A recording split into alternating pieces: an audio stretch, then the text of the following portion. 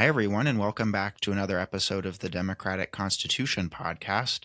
I'm really excited today to be talking with Jason Maloy, and we're going to get into Jason's work, especially around Thomas Paine. It was reading an article of yours, Jason, around Paine that I first came to your work. So, first off, thanks, Jason, for joining us. I was hoping you could introduce yourself and also explain how you became interested in Tom Paine. Yeah, thanks a lot, Luke, for having me on. I'm glad to be here. I'm Jason Maloy. I'm a professor of political science at the University of Louisiana Lafayette. I also hold the Kali Saloom Endowed Chair in Political Science there. I've been here since 2015. I'm a career academic. Before that, I was 11 years at Oklahoma State. And my area of research within political science has, for the most part, been the history of political thought. I've also done a lot of work on contemporary issues, comparative political institutions, democracy around the world, and most recently, the law and politics and finance of climate change. So I've ranged quite broadly, but early in my career is when I got into Paine and came across Paine. And I was thinking about, my history with Paine. As long as I can remember, I've considered myself, kind of a fan, uh, not only intellectually, but a little bit emotionally as well, among the founding figures of 1776. That's just one of the characters that seemed the most sympathetic to me. And I guess I read some excerpts from Common Sense in my senior year of high school or something. There was a U.S. government class at Austin High. I hail from Austin, Texas, and probably read a little bit of that. And I have to say the first thing that struck me about Paine was just the writing. I'm a fan of language in general. English is my first language. There's a couple other languages I like as well, but just the use of language, the writing ability of Paine kind of drew me in. I was also a student journalist in both high school and college, and so my striving to become a better writer probably had something to do with why I was drawn to Paine's writings.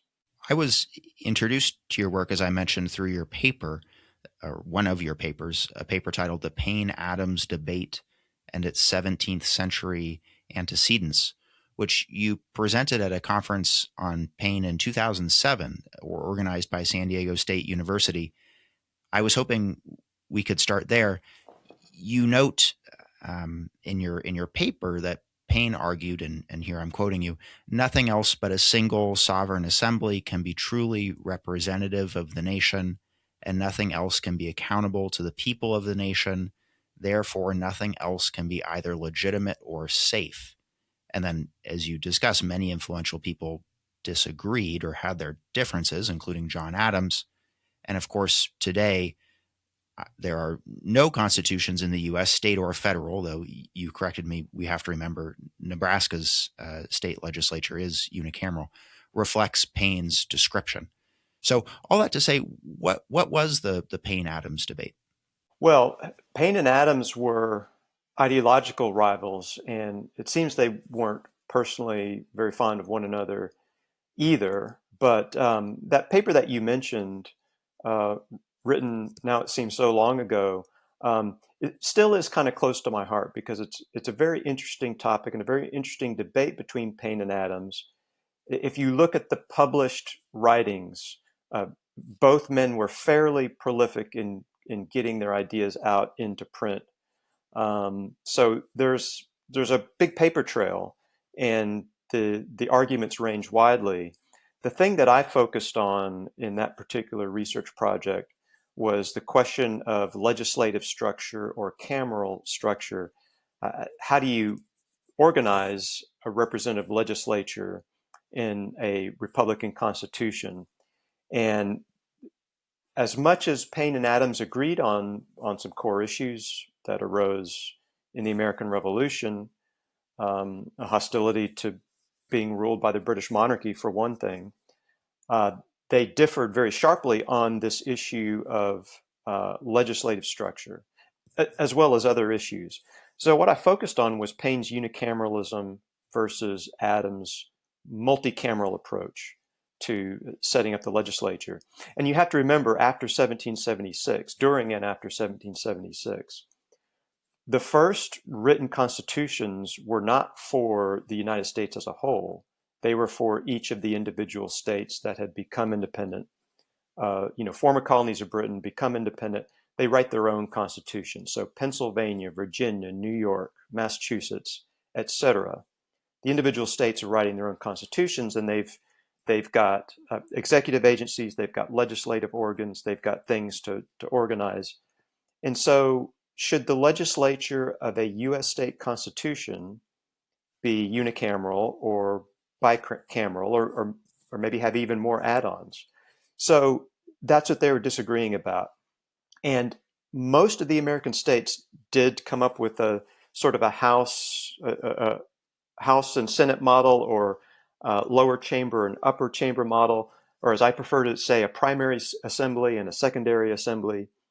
And the majority of the new states after 1776 put these bicameral legislatures into their constitutions. Pennsylvania, which happens to be where Paine had the most influence, was one of the few. I think maybe Vermont a little while later. Vermont was not initially one of the original 13, but a little while later, Vermont came in also with the unicameral legislature.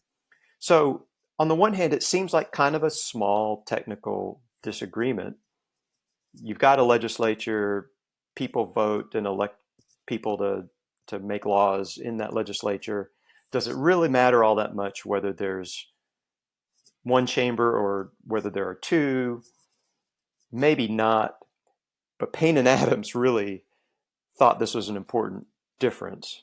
And they really got into it over, should you follow the Pennsylvania model and have a unicameral legislature?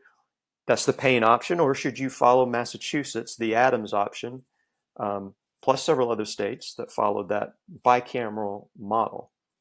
So, just to kind of sum up, wide-ranging debate. The legislative structure piece is what the unicameralism versus bicameralism was about. Yeah, I think we're going to get in towards the end about the relevance of this discussion. It's occurring to me as I'm reading this quote again. Do you have a sense of what Paine is getting at when he's, and I realize the quote I read is your own words, but this question of legitimacy or safety, he's saying nothing else can be either legitimate or safe. Do you have a sense of what he's getting at, or what were you getting at in sort of Yeah, describing it like that? yeah. The word choice there is was deliberate, trying to put the reader in mind of two different types of consideration that actually recur again and again in political theory on all kinds of issues: legitimacy and safety, justice and interest, morality and expediency. So sometimes these things come into conflict. The moral thing to do doesn't seem practical or safe or expedient, or vice versa. But when it came to the issue of legislative structure, and really Paine's whole approach to popular sovereignty and institutionalizing popular sovereignty in a political constitution, he tended to argue that these two things aren't in conflict. It's not that we would like to be just and achieve the highest amount of legitimacy with a thoroughly representative government, but that would be risky, so maybe we can't quite do that. Paine firmly believed that it was not only uh, moral to respect the equality of citizens through extremely egalitarian institutions, but also that those egalitarian institutions would be sort of a bulwark against future disorder, future revolutions, future popular unrest. So that was the point of those two different terms. And Paine's essential line of thinking is that ordinary citizens, the people, quote unquote, are the foundation of a country, of a political system. uh, if they are not taken care of, if their rights are not respected, if their dignity is not afforded legal and political recognition, their discontent, their unrest is the greatest possible source of practical problems within that state. The greatest possible source of disorder and civil strife. And thinking about Anglo-Americans on the Atlantic seaboard in the 1770s and 1780s, uh, they were eager and they were receptive to hearing ideas for stability. They did not want to get the British Empire out of the way only to tear one another apart through civil strife. And so it was a two-pronged argument. This isn't just the right thing to do, the legitimate way to set up a popular government. It's also a stable and expedient option.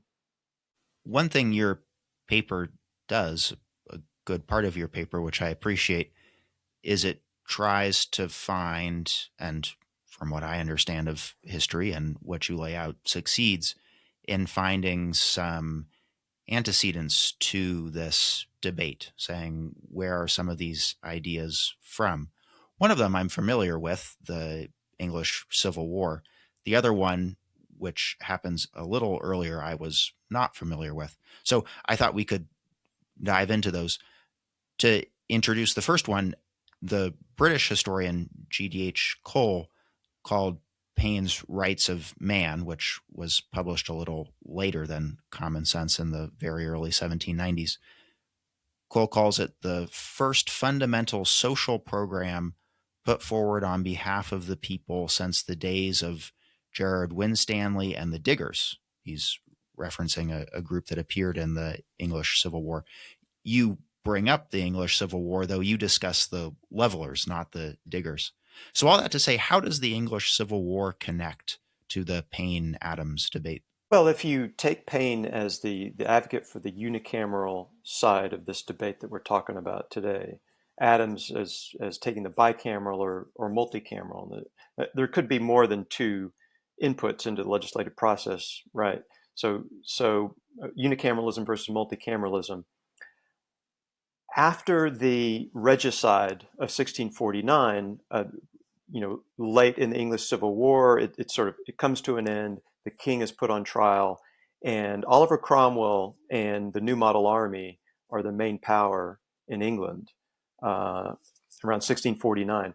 Cromwell and his lieutenants, his support among some members of the Puritan aristocracy in England, they set up a government that has a lot of checks and balances.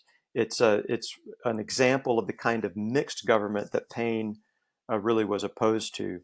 And so what I say in some of my research is there are parallels that are worth following back from Paine, the unicameralist, versus Adams, the multicameralist, back to the levelers advocating unicameralism versus Cromwell and others advocating multicameralism. And then there's even one more, slightly further back, parallel as well in Massachusetts Bay before the English Civil War even began. So that lineage is interesting because Paine and Adams would not have been ignorant of that history. In fact, English Englishmen and English colonists in the United States in the 1770s, 1780s often had a very keen sense of the history of English political history and the fact that many of these battles had been fought before. Um, the levelers were on the losing side of that institutional debate with Cromwell. Cromwell ruled during the Commonwealth period in the 1650s under a constitution that was really institutionally mixed. Powers were divided, this, that, and the other way.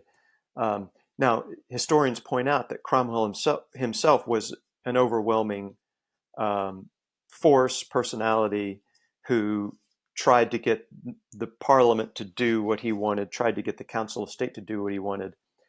But what the levelers had said is, you need to focus all the power, all the legal authority of this new republic in freely, fairly elected representatives of the people in a single assembly.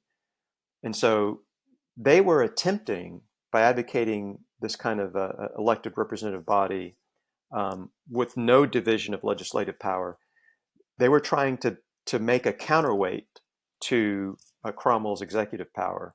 They're trying to strengthen the legislative branch in that way. But they lost the argument for practical purposes, and Cromwell got a constitution that was rather complex and very mixed, as people often say. So there's a parallel there, and the irony here is that John Adams himself did not consider that he was the heir to Cromwell. Maybe in a couple respects, but he would not have recognized Cromwell as his leading inspiration. So what I'm doing in that article that you read about the Paine-Adams debate is I'm saying that despite himself, Adams was actually repeating arguments that had been raised. He was using arguments against Paine that had been used against the Levelers by supporters of the Cromwellian protectorate. Would this have been something that many people, let's say the framers coming together to create the federal constitution, would have been consciously thinking about? I think you can read, if I'm not misremembering, various phrases talking about leveling, what something might do in terms of leveling something. How big of a role did the English Civil War play in that thinking? Well, it was certainly a major component of the historical imagination of the people who were um, dealing with the Revolution and the formation of the U.S. Constitution in the 1770s and 1780s. Again, these are people like Benjamin Franklin who genuinely thought of themselves as English up to a certain point when the political conflict between the empire and the colonies um, you got very intense, and then people started discovering more of an American identity, an Anglo-American identity, distinct from being English or British. So this was on their minds. There are a couple other things you also have to remember. The Levelers were, in the English-speaking tradition, pretty much the first historical figures that I know of who said, look, what we ought to do to reform the political system is take this sort of mishmash of customs and laws, this unwritten constitution of king, lords, and commons, and we ought to sweep it aside and write a new blueprint. So even just the very idea of a written constitution that establishes a new republic, that's kind of inevitably associated with the Levelers and other, you could say that, the Puritan revolutionaries in general, but the Levelers were a particularly populist radical wing of the Puritan Revolution of the 1640s. And writing down your Constitution was kind of revolutionary. It was part of that radical break. The Anglo-American colonists of the 1770s, 80s would have been very well aware of this. Um, at the same time, you mentioned the name. I mean, it's kind of a weird name for a political group from our 21st century standpoint. Levelers, leveling. What is that exactly? Which level? Whose level? The other part of this, though, is that many people would have been suspicious of the social and economic program of the Levelers, which was about equality. The idea of leveling was combating inequality, especially extreme inequality. People whose economic power, whose political power is so much greater than the vast majority of their fellow citizens, they need to be brought down and the others brought up so that there's closer to being one level across the nation as a whole. That's sort of the figurative or metaphorical meaning of that language, levelers and leveling, from the 17th century. People are aware that that was also part of the radical program of the Puritan Revolution. So there's ambivalence for a lot of people who love the idea of a written constitution, but aren't necessarily, and I think this is where John Adams fits in. He's not at all crazy about the idea of social and economic equality, um, or at least he would say he doesn't want anything like an extreme attempt at social and economic equality. But he's very much in favor of the written constitution. So on the one hand, they're indebted to the radicals of the mid 17th century. On the other, they don't want to follow that egalitarian program all the way through. Can you talk about the American colonial antecedents to the debate? This was something I had no idea about. You mentioned, it comes chronologically, I think maybe 10, 15 years earlier than the English Civil War. Yeah, it's happens in the 1630s in the Massachusetts Bay Colony. This is one of the early colonies settled by English people in on the Atlantic seaboard. Massachusetts Bay, obviously, most people know where it is. It's one of those New England colonies. Rhode Island and Connecticut kind of come off of Massachusetts Bay. The Pilgrims at Plymouth Rock, they're just south of Massachusetts Bay. Plymouth is now part of the state of Massachusetts. At the time, they were separate colonies. What happened in Boston, that always the capital of the Massachusetts colony, is that there was throughout the 1630s and into the 1640s. In other words, this is before the English Civil War between king and parliament even really gets going. These Puritan colonists are having an internal debate about how their colony government, centered in Boston, should be set up. And it turns out that cameral structure, legislative structure, is part of this debate within the Puritan community in Massachusetts. And you find similar divisions, a more popular or democratic style on one hand that we would associate with Paine and the Levelers much later, versus a more aristocratic, moderate, a faction interested in mixed government. On the other hand, we associate with Adams and Cromwell. You have that same kind of division already taking place within this very young colony. It started in 1629. In 1634, there's a big argument in the general court about, wait a minute, do we need to redo our institutions a bit here? And what they were talking about is whether the governor and his council could veto the elected deputies that came from all the towns around Boston to meet in Boston as the general court of the colony as a whole. And so the question of a legislative veto and whether the people representing the colonists as a whole could be overridden by, a few merchants and ministers who have the most property and the most education and the most experience in law and government. This kind of a popular versus elite version of a constitutional state. These institutional debates are happening there too. Again, the radicals or populists who want a simple majority voting in a single assembly, so that the people's representatives are making decisions by majority rule with no vetoes. They don't quite win out, but the ideas are put out there.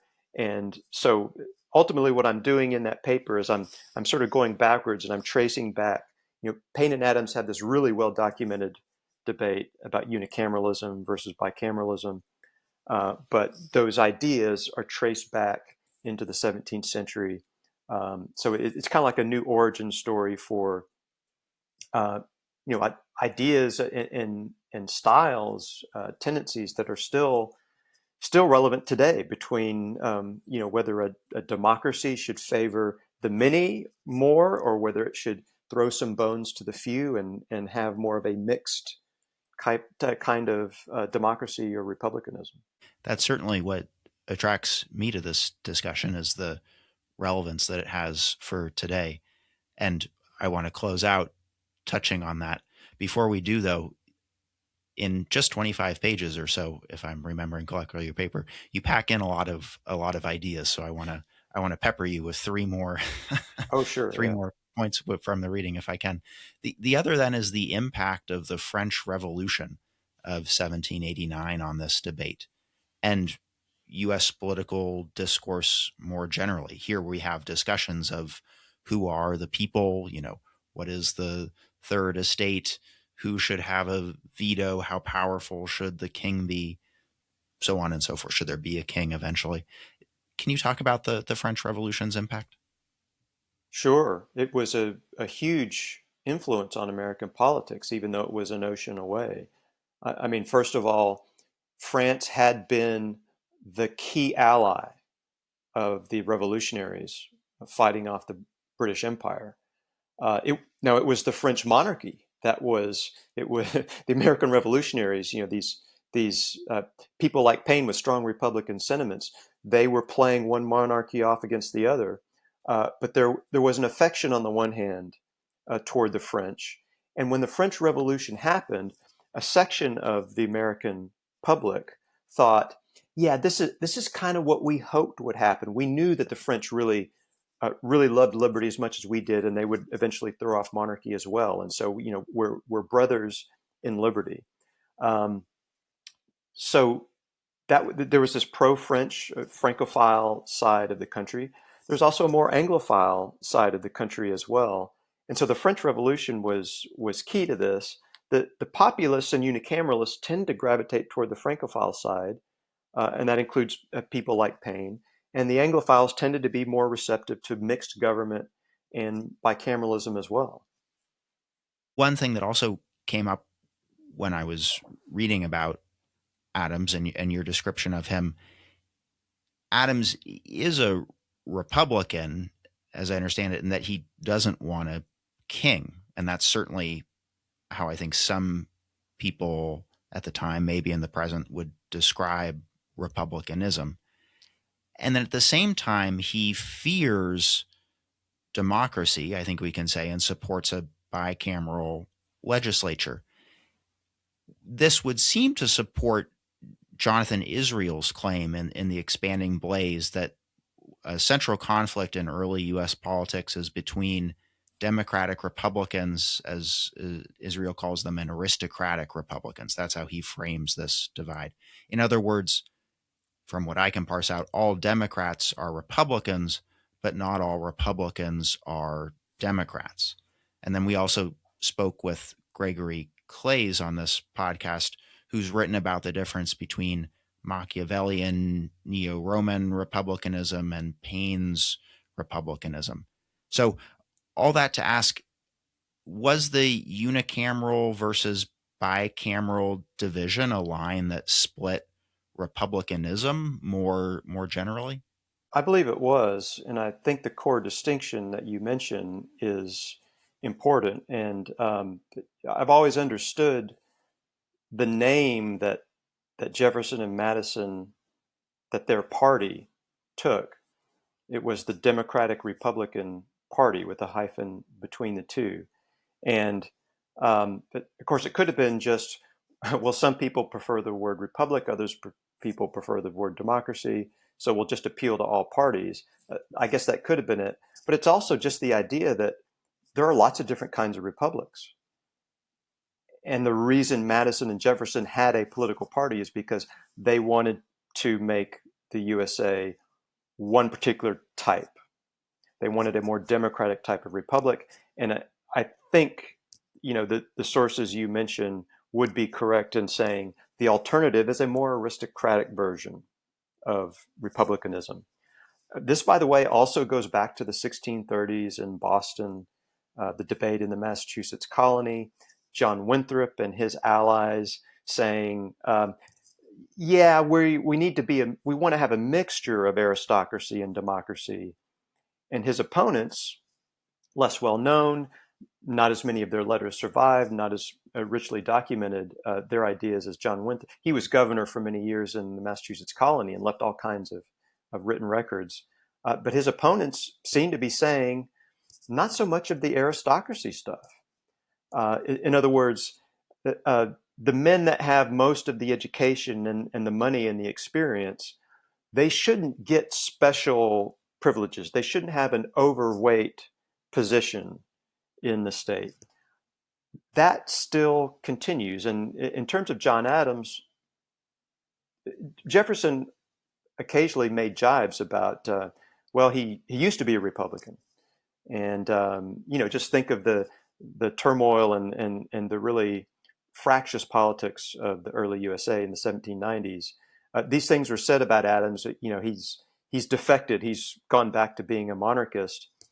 I don't think, as an intellectual position, that's what he thought. But Adams certainly believed that if your democracy was too pure, if your representation was too equal, you were going to get um, unstable and unwise policymaking in government because ordinary citizens or their faithful representatives would not be able to handle the complexities of the modern world. I think Adams also believed, and there is a school of thought that says, maybe Adams was really more generous and populist at heart, but he also articulated a very practical argument, which was even if you believe that it's just and right to give ordinary citizens, an equal share of power in the state, you have to recognize that elites will not take it lying down. And they are the source of potential trouble if you go for a really egalitarian political system. You might get it overturned within a matter of years. This is one of the dangers of revolutionary movements. Part of their instability is they immediately get attacked, at least when they have a populist or egalitarian bent, they immediately get attacked by a conservative, aristocratic reaction. And so, one version of the argument I've heard kind of in Adams's defense was that Adams was trying to be very pragmatic about preserving a republic, and he thought that popular republics, unicameral legislatures, thoroughgoing political and maybe even social and economic equality, that could not last because the organized, powerful elites would subvert it. And so, on that account, Adams looks at something like the French Revolution and thinks, see that this is chaos. The French are proving the problem is they tried to be too radical, and now things are falling apart. And the thing you have to remember about the French Revolution is people often say the terror with a capital T.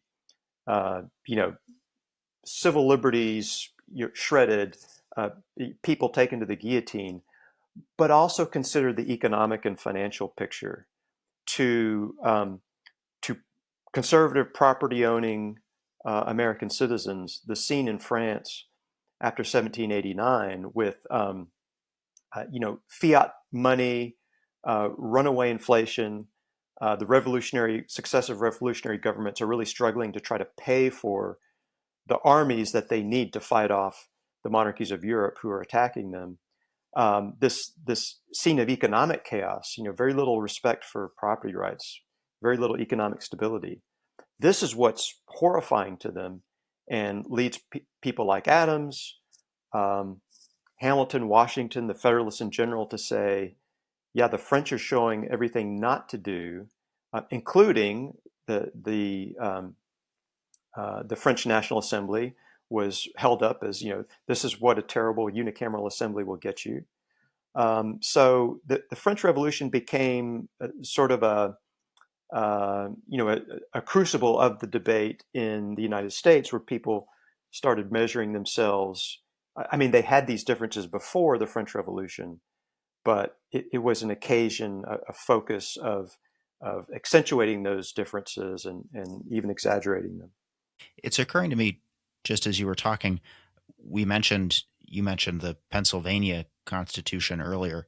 If I remember correctly, the Pennsylvania Constitution changes in like 1790 or 1793. Do you happen to know if there's some impact that the French Revolution has in on the Pennsylvania Constitution, or if there's something going on there? I don't know that the French that events in France were pivotal here, but the Pennsylvania Constitution of 1776 was amended, some say overturned, in I think 1780. So before the French Revolution, There was a conservative reaction against this unicameral constitution. There were other features of it that people found exceptionable, um, that they took exception to. Um, there was no single governor or president of Pennsylvania. There was an executive council, somewhat similar to the Swiss Confederation today, if people have any familiarity with that. There's an executive council, and they represent different parts of the state.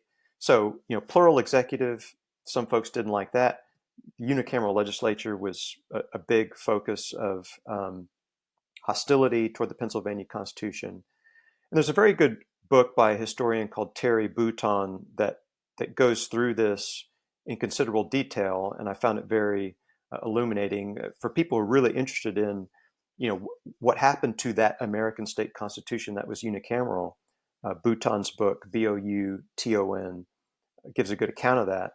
And so I don't think the reaction against the French Revolution overturned Pennsylvania's unicameral legislature, but it was part and parcel of the same sort of ideological cleavage and the movement by conservative forces to fix the Pennsylvania Constitution, make it more like the Massachusetts or Virginia constitutions of the Revolutionary era. And again, you're noticing a pattern now.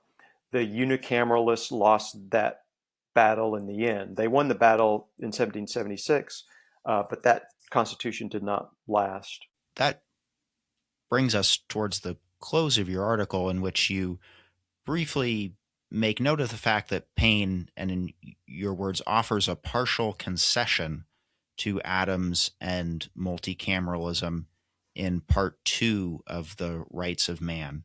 And I was hoping you could elaborate on that. Yeah, for sure. A very interesting wrinkle in the Paine-Adams debate. Um, the Rights of Man is published in 2 parts. There's part 1 and part 2.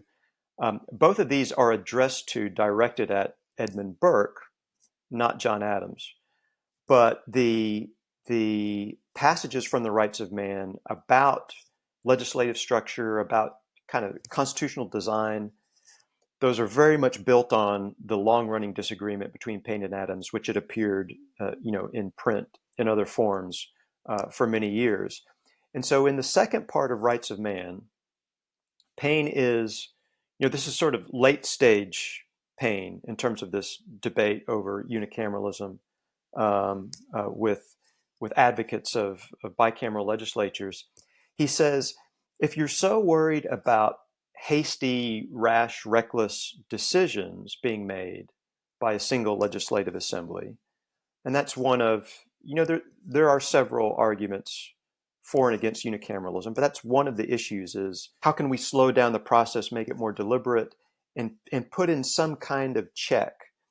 What Paine says in this late contribution in part 2 of the Rights of Man, he says, having another chamber with veto power over the people's representatives, that's not the only kind of check that will answer the purpose of trying to ensure against reckless decisions that people will later regret.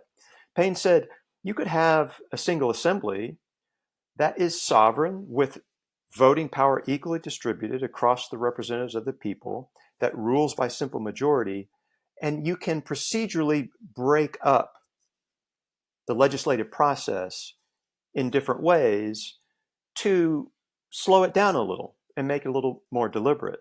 So it's a partial concession. It's Paine saying, okay, reckless legislation is something we should try to avoid, sure enough.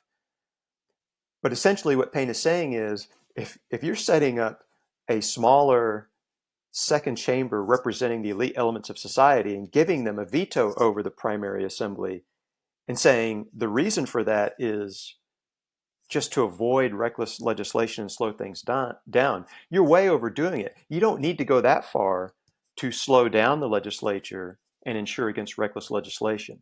So what specifically he proposed is, he could say that the single assembly for debating purposes could be divided, and you could randomly assign members of the legislature to different committees to discuss and amend some piece of pending legislation.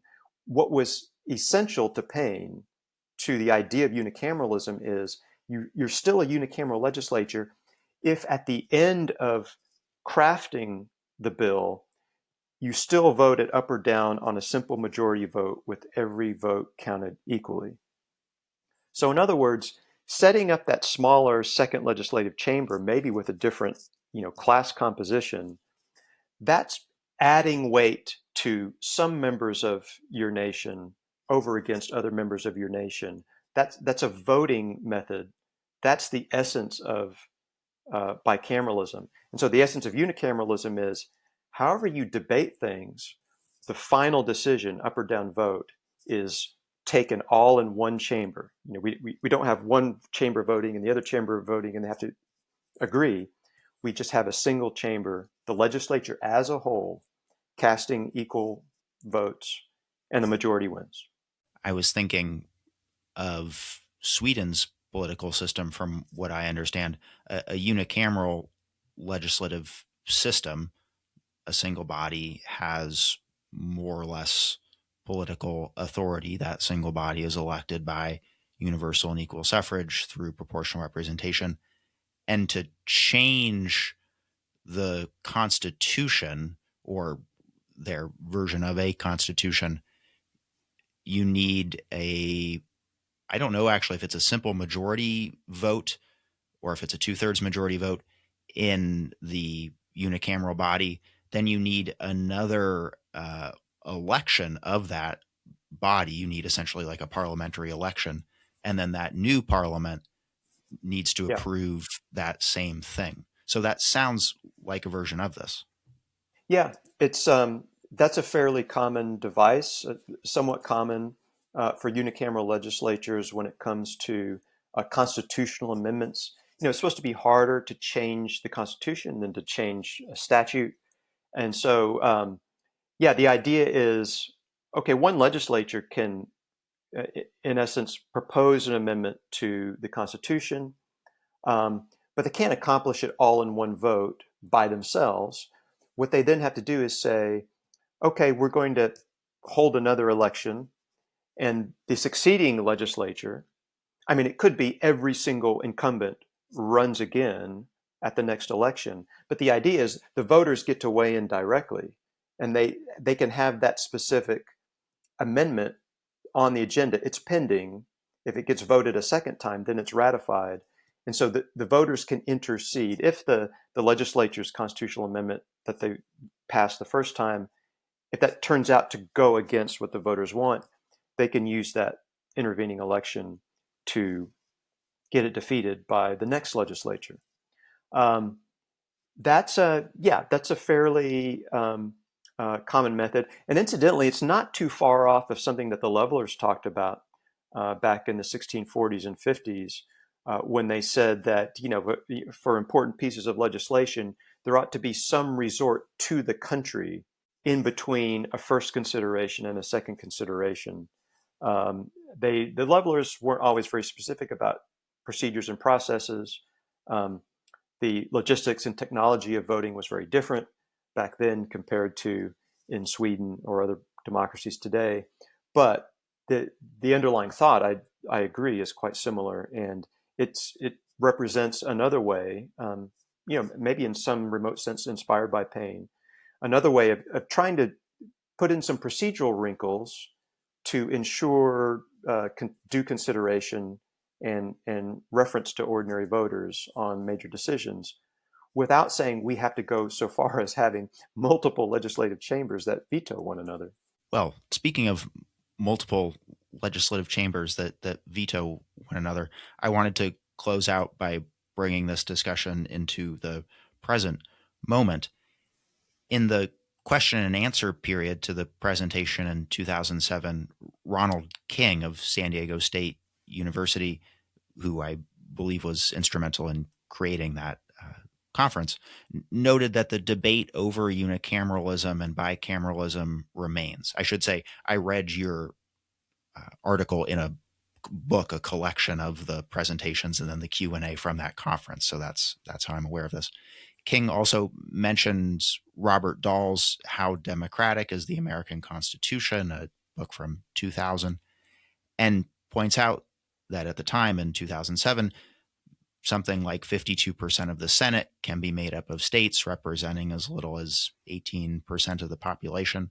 So, my personal opinion is that Paine's insistence on universal and equal political rights, along with this belief that nothing else but a sovereign assembly can be truly representative of the nation, and that there's something illegitimate about anything that's not that, is a powerful condemnation of our existing constitution.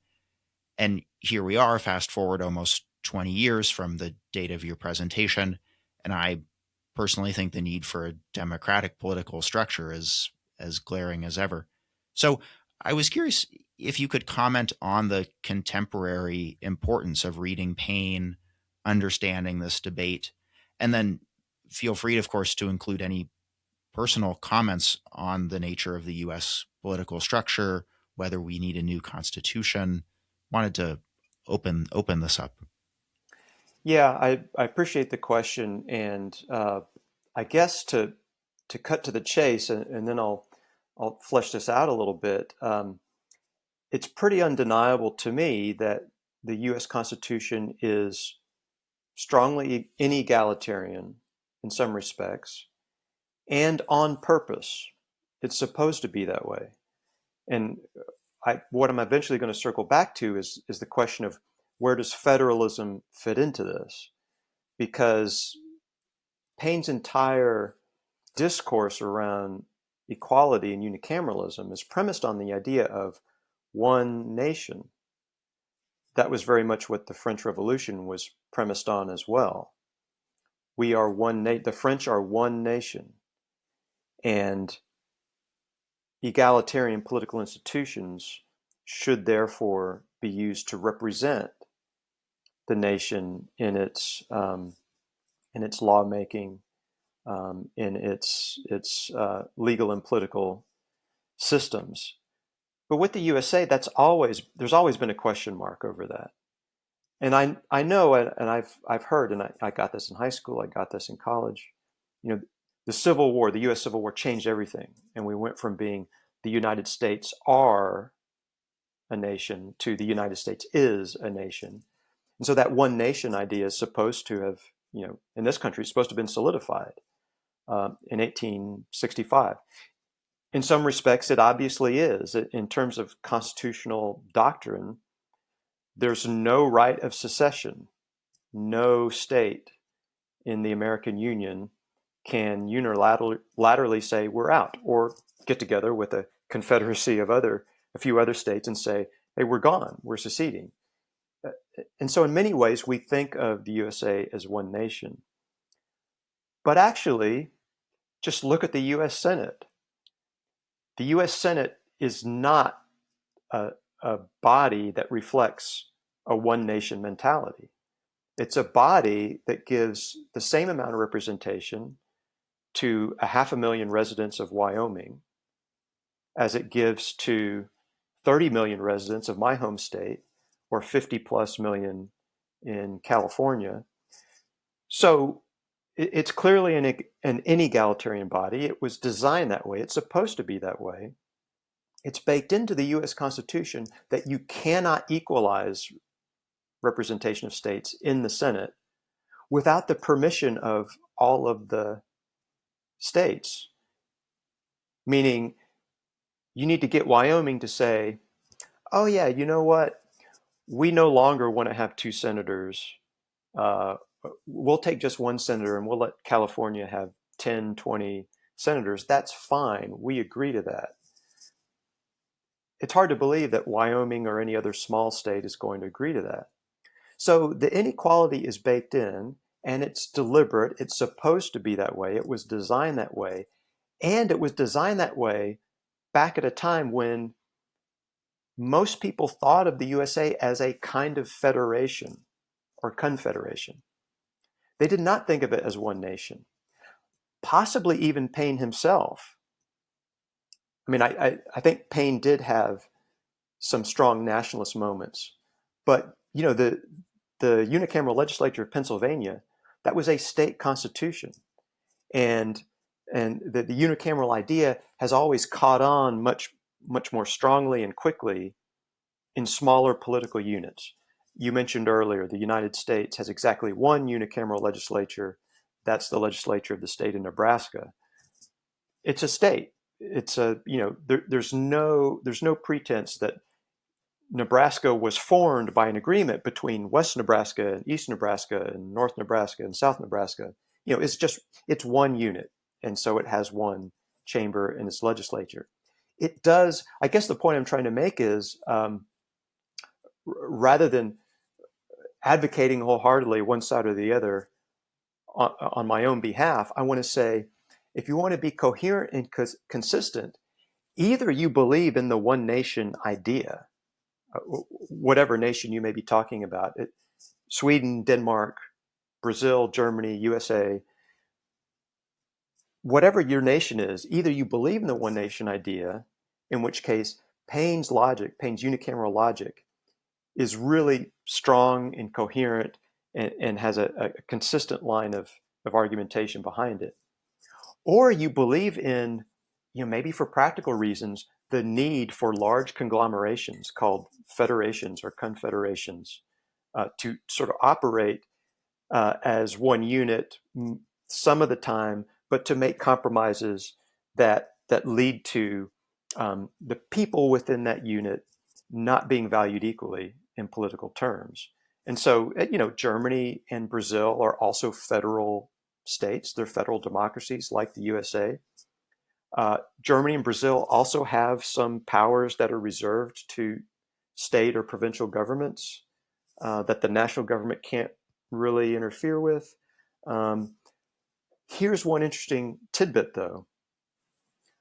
Most countries that have bicameral legislatures, looking at countries around the world, that sort of the universe of national states, most of those democracies that have bicameral legislatures are federal states. They have a lot of local, regional autonomy in local government units. The United States fits into that camp. But also, here's the thing that you might not have thought about or foreseen. Outside of the United States, most federal democracies do not have bicameral legislatures within those provinces or regions or states. So in other words, Nebraska with its unicameral legislature is the outlier in the USA. But in Germany or Brazil, it would be the norm. And there's a consistency there, I think, that we ought to respect. Okay, some countries are federal, and they're not truly one nation. They're not one consolidated, centralized, unitary thing. They're kind of a patchwork of different things. And so maybe you need a second legislative chamber to accommodate some mixture, some differentiation. But there is no excuse for a local or state government having, from the perspective of equality, from a Paineite perspective, there's no excuse for having more than one legislative chamber in Louisiana, where I currently am, or in Nebraska, or in Texas, or California. That Louisiana was not formed by independent political units making an agreement, a federation to sort of be together. The senates, the state senates in our country have no theoretical justification. There may be various practical issues. I think the primary practical issue is career politicians or people who aspire to become career politicians, when they get tired of being in the elected house of a state, they want some promotion. And so the second chamber, because it has fewer members and better pay and more prestige, it represents a sort of job promotion for wannabe career politicians. I think you can justify bicameralism in certain interesting ways if your nation is a federation of component parts, not within a state. And the further problem is, in the USA, we tell ourselves all the time, we are one nation now. We are no longer a federation of states. That ended in 1865. And yet our bicameral national legislature, the existence and the unequal structure of the US Senate tells us every day we are not one nation. We do not take this idea seriously at all in how our institutions are actually set up. Well, it opens up all other kinds of questions. One that comes to mind, I've been speaking with many folks recently about the Reconstruction period, the significance of Reconstruction, to what extent that created a second republic, so on and so forth, perhaps brought the nation together, but at the same time left the legislative system as bicameral, left the Senate, so on and so forth. So bringing in that analysis of the U.S. as uh, many states forming a United States of America versus the United States of America. That's an interesting angle to consider. Yeah, I admit it's a little bit a bird's eye view, and kind of we need to think about these things, because I think a lot of people say one thing and live another thing, and maybe my role as an academic gadfly here is to point out there's kind of a contradiction, or at least a tension here. We still haven't decided what we want to be when we grow up as a country. We tell ourselves one thing, but our institutions live a totally different experience day in and day out. Well, Jason, I really appreciate you coming on and talking about these questions with us, and really encourage folks to check out your paper. As I said, it packs a lot of ideas into just 25 pages. It Yeah, probably covers. tries to do too much, to be honest, but I appreciate you reading it, and giving it your thoughtful attention. No, it's immensely thought provoking. And as I've talked with other folks about this year, what was it? It was January 10th, 13 days ago, was the 250th anniversary of the publishing of Paine's Common Sense. Maybe there is another Tom Paine conference going on like there was in 2007. I hope so. um, Yeah, so I'm glad that we're talking about these ideas. yeah, me too. Thanks a lot, Luke.